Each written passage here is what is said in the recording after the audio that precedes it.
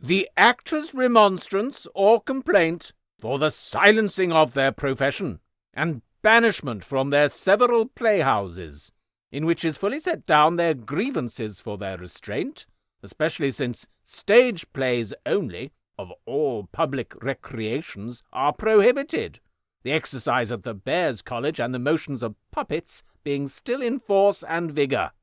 as it was presented in the names and behalfs of all our London comedians to the great god Phoebus Apollo and the 9 Heliconian sisters on the top of Parnassus, by one of the masters of requests to the Muses for this present month, and published by their command in print by the Typograph Royal of the Castilian Province, 1643.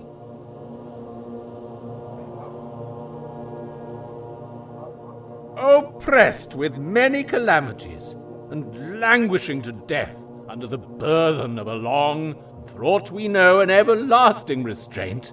we, the comedians, tragedians, and actors of all sorts and sizes, belonging to the famous private and public houses within the city of London and the suburbs thereof, to you, great Phoebus, and you, sacred sisters, the sole patronesses of our distressed calling, do we in all humility present this our humble and lamentable complaint,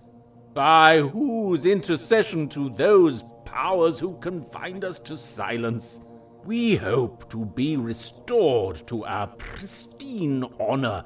and employment. First, it is not unknown to all the audience that have frequented the private houses of Blackfriars, the Cockpit, and Salisbury Court, without austerity we have purged our stages from all obscene and scurrilous jests, such as might either be guilty of corrupting the manners or defaming the persons of any men of note in the city or kingdom, that we have endeavoured, as much as in us lies, to instruct one another in the true and genuine art of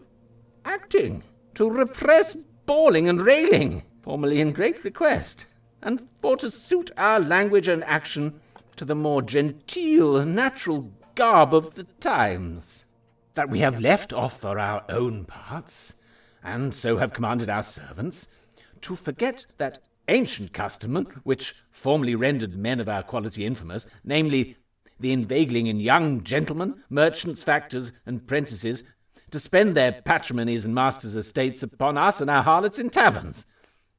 We've clean and quite given over the borrowing money at first sight of puny gallants, or praising their swords, belts, and beavers, so to invite them to bestow them upon us.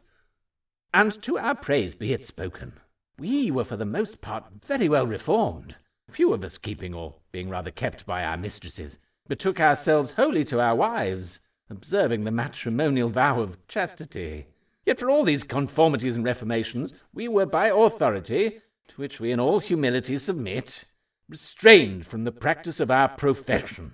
that profession which had before maintained us in comely and convenient equipage. Some of us, by it merely being enabled to keep horses, though not whores, is now condemned to a perpetual, at least a very long temporary silence, and we left to live upon our shifts, or the expense of our former gettings, to the great impoverishment and utter undoing of ourselves, wives, children, and dependents. Besides which is of all other our extremest grievance, that plays being put down under the name of public recreation, other public recreations of far more harmful consequence permitted still to stand in statu quo prius, namely that nurse of barbarism and beastliness, the bear garden, where upon their usual days those demi-monsters are baited by bandogs, the gentlemen of stave and tail, namely boisterous butchers, cutting cobblers, hard-handed masons, and the like rioting companions, resorting thither with as much freedom as formerly, making with their sweat and crowding a far worse stink than the ill-formed beasts they persecute with their dogs and whips.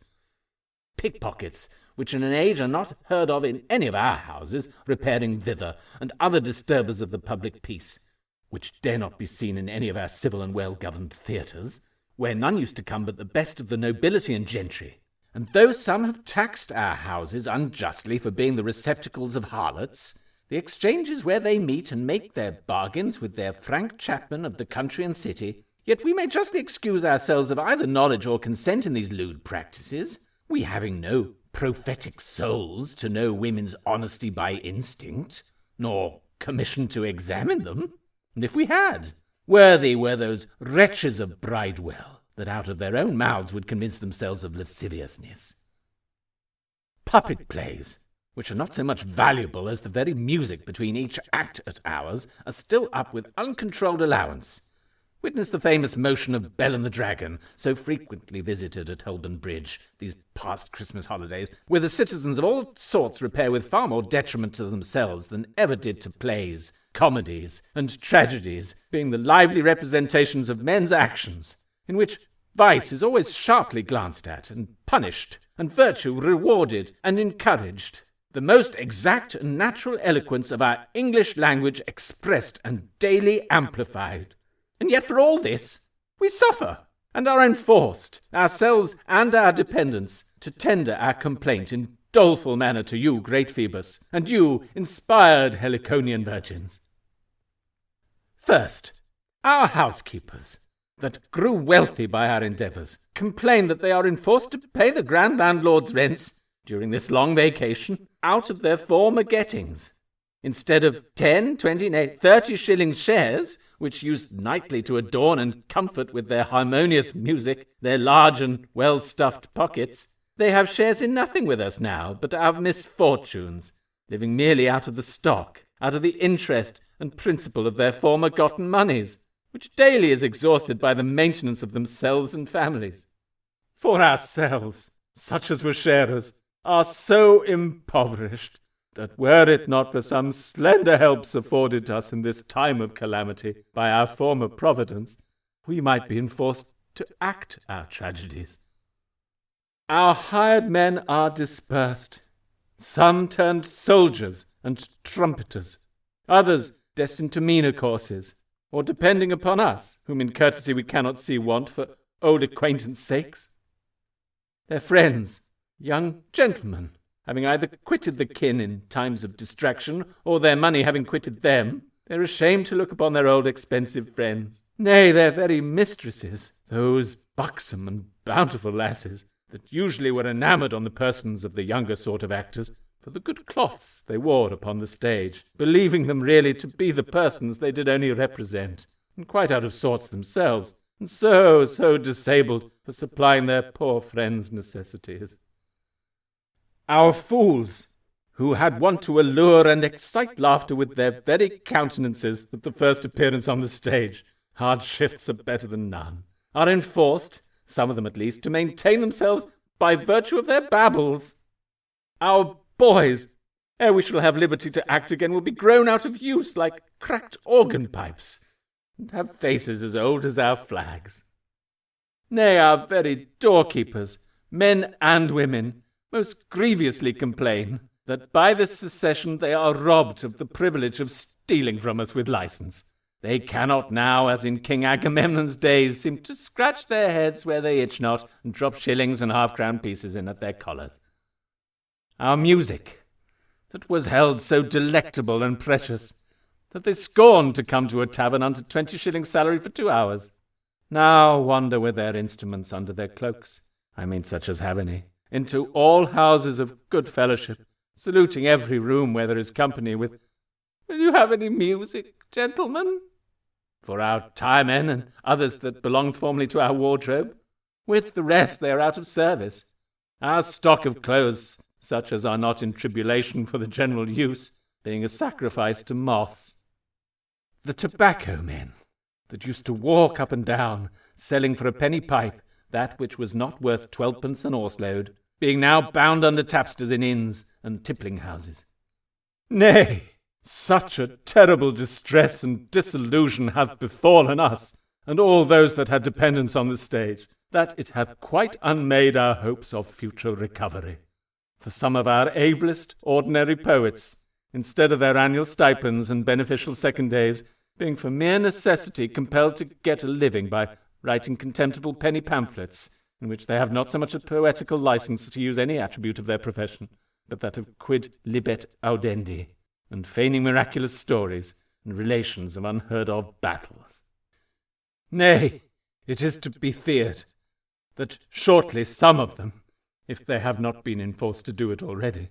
will be enticed to enter themselves into Martin Parker's society and write